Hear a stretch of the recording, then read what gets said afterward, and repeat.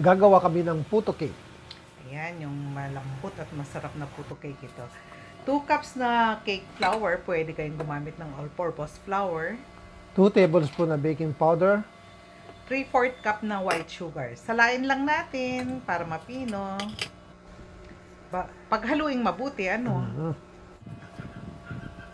haluin lang. Lagay natin yung 1 1/4 cup na tubig. I-mix lang mabuti. Pag ganyan na, okay na yan. Ayan. Wala nang puti-puti at mapino na.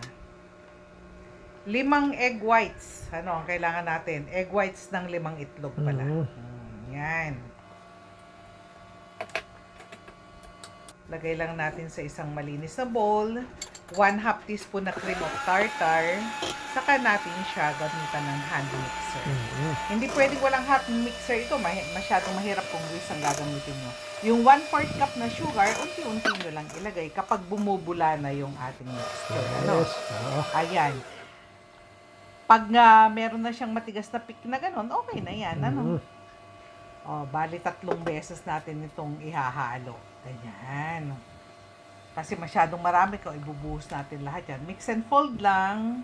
Yan, dagdag uli. Ganyan. Mix and fold. Tapos lagay na natin dun sa talagang lalagyan at mas malaki, Nahirapan tayo maghalo dun sa maliit.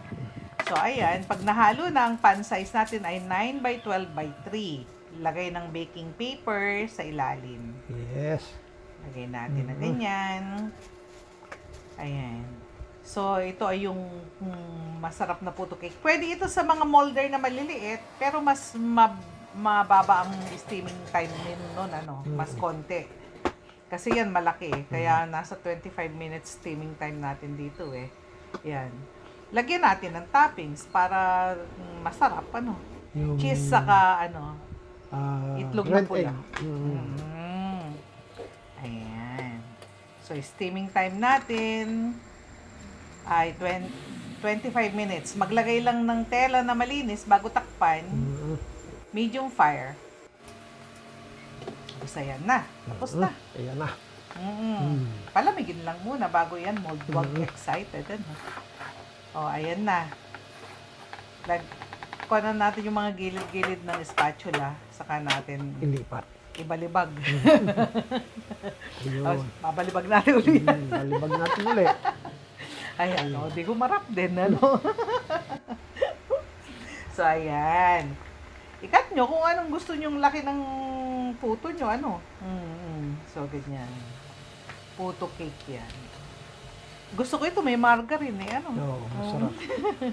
So, lagyan mo ganyan. Ang sarap naman yan. Ang bango. So, ayan.